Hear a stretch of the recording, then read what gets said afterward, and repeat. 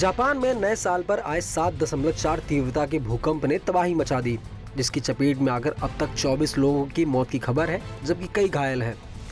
कुछ इलाकों में भूकंप के कारण आग भी लग गई, जिसकी चपेट में आकर करीब 200 इमारतें तबाह हो गईं। बचाव एवं राहत कार्य के लिए सेना को उतार दिया गया है। सोशल मीडिया पर कई वीडियो वायरल हो रहे हैं, जिनमें भूकंप का खौफनाक मंजर देखने को मिल रहा है। वीडियो में भूकंप के दौरान सड़क पर खड़े वाहन हिलते दिखे, समुद्र में ऊंची लहरें उठती दिखाई दी। भूकंप इतना तेज था कि जापान में सुनामी का अलर्ट भी जारी कर दिया गया। मीडिया रिपोर्ट्स की माने तो कुछ जगह सुनामी आई भी। जापान की मौसम विज्ञान एजेंसी JMA के मुताबिक भूकंप इशिकावा प्रांत के अनामिजू शहर में आया। इसका केंद्र धरती से 10 किलोमीटर नीचे था। रिक्टर स्केल पर इसकी तीव्रता 7.4 मापी गई। भूकंप के बाद इन इलाकों में सड़कें फट गईं, कई घर और इमारतें तबाह हो गए। करीब 34,000 लोग अंधेरे में चले गए। JMK के मुताबिक इस तगड़े भूकंप के बाद जापान में करीब 50 आफ्टर शॉक आए। भूकंप के बाद समुद्र का जल स्तर डेंजर लेवल तक पहुंच गया। लोगों से घर खाली करने तक की अपील की गई।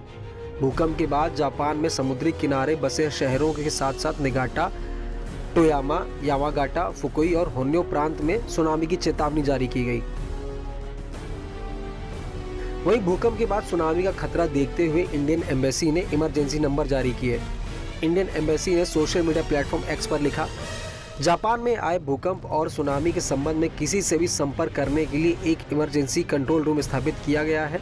किसी भी सहायता के लिए इन इमरजेंसी नंबरों और ईमेल ID पर संपर्क किया जा सकता है।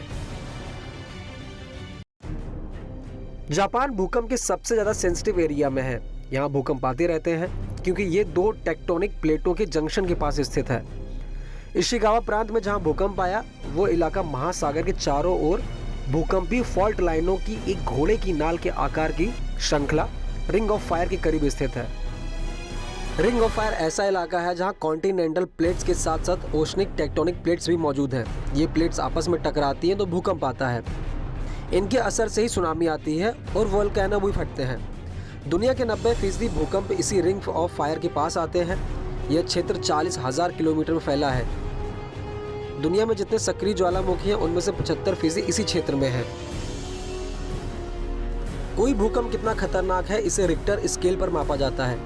भूकंप में रिक्टर पैमाने का हर स्केल पिछले स्केल के मुकाबले 10 गुना ज्यादा खतरनाक होता है। 0 से 1.9 की तीव्रता वाले भूकंप का पता सिर्फ सिस्मोग्राफ से ही चलता है। 2 से 2.9 की तीव्रता का भूकंप आने पर हल्का कंपन महसूस हो सकता है। 3 से 3.9 की तीव्रता का भूकंप आने पर ऐसा लगता है जैसे कोई भारी वाहन आपके बगल से गुजर गया हो। 4 से 4.9 की तीव्रता के भूकंप में कांच की खिड़कियां टूट सकती हैं, दीवारों पर टंगे फ्रेम गिर सकते हैं। 5 से 5.9 की तीव्रता वाले भूकंप में घर का फर्नीचर हिल सकता है। 6 से 6.9 की तीव्रता वाला भूकंप इमारतों की नींव को दरका सकता है, ऊपरी मंजिलों को नुकसान पहुंचा सकता है। 7 से 7.9 की तीव्रता का भूकंप आने पर इमारतें ढह सकती हैं, जमीन के अंदर की पाइपलाइनें फट सकती हैं।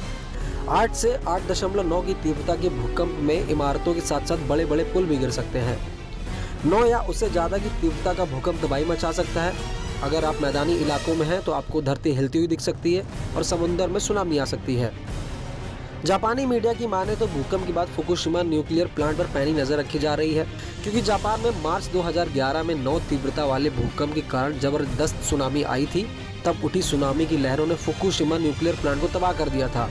इसे पर्यावरण को नुकसान के लिहाज से बड़ी घटना माना गया था। तब समुद्र में उठी 10 मीटर ऊंची लहरों ने कई शहरों में तबाही मचा दी थी, जिसमें करीब 18 से 20 हजार लोगों की मौत हो गई थी।